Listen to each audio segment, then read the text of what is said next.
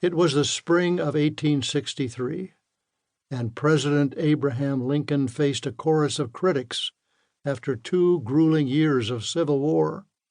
While Union and Confederate forces fought, the Northern public was becoming increasingly restless. If the North, with a larger army and greater industrial resources, had believed in 1861 they would win the war quickly, by 1863, what was becoming known as Mr. Lincoln's War struggled on with no end in sight. Within the North, a movement arose that wanted to preserve the Union as it was, that is, with slavery. A faction of the Democratic Party, known as Peace Democrats or Copperheads, advocated a restoration of the Union through a negotiated settlement with the South. In their protests, they fulminated against Lincoln, charging that he was a tyrannical despot and the war a means to enlarge presidential power. That spring, rallies in northern cities complained of Lincoln's handling of the arrest and trial of Clement Vallandigham, a prominent Ohio Copperhead leader. Shortly after a rowdy protest meeting on May 16 in Albany, New York, Lincoln received the Albany Resolves, 10 resolutions demanding the president maintain the rights of states and the liberties of the citizen.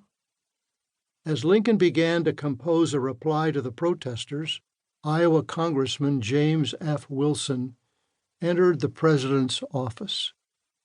Observing Lincoln writing at his desk, Wilson expressed his admiration that the president could compose yet another of his eloquent letters from scratch, especially at this moment of heightened anxiety.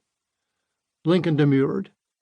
"I had it nearly all there," he said, pointing to an open desk drawer.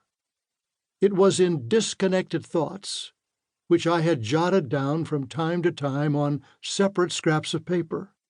The president explained this was the way he saved my best thoughts on the subject. He told Wilson, I never let one of those ideas escape me." Lincoln did not want his best thoughts to escape him, but across the years they have escaped us. Over his lifetime, Lincoln wrote countless private notes for his eyes only, scribbled words to capture ideas and insights about the myriad problems and issues he faced. Never expecting anyone else to read them, he left them undated, untitled, and unsigned. While questions remain as to the dates of some of the notes, the identity of their author was never in doubt. We know they all came from Lincoln because of his easily identifiable penmanship, clear and angular in his younger years, then over time gradually smaller and more rounded. We also know that he himself thought these notes were important. On August 6, 1860, in the midst of that year's presidential campaign, Republican candidate Lincoln sent David Davis, his campaign manager, a fragment he had written 13 years earlier. In 1847, while preparing to take his seat as a Whig in the 30th Congress, Lincoln set down his thoughts on tariffs and protections on 11 foolscap half sheets of paper.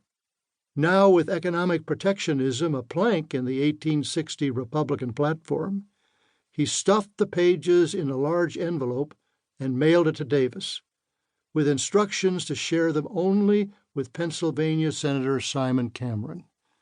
The first Republican candidate for president, John C. Fremont, had lost Pennsylvania in 1856, and Lincoln was determined to win the Keystone State in 1860. In this action, we can see how valuable these notes must have been to Lincoln.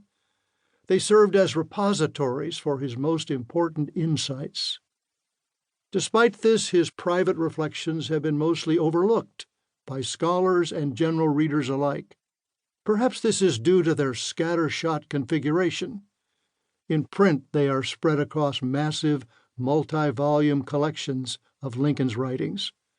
To see them in person is to visit university libraries, the Abraham Lincoln Library in Springfield, Illinois, and an historical collection in the library of a private home.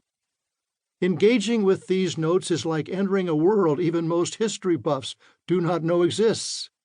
While generations of historians and biographers have written about Lincoln's formal speeches and letters, this book is the first to gather and examine these highly personal scraps of writing, and in doing so to ask, is there anything new they can tell us about the notoriously private president?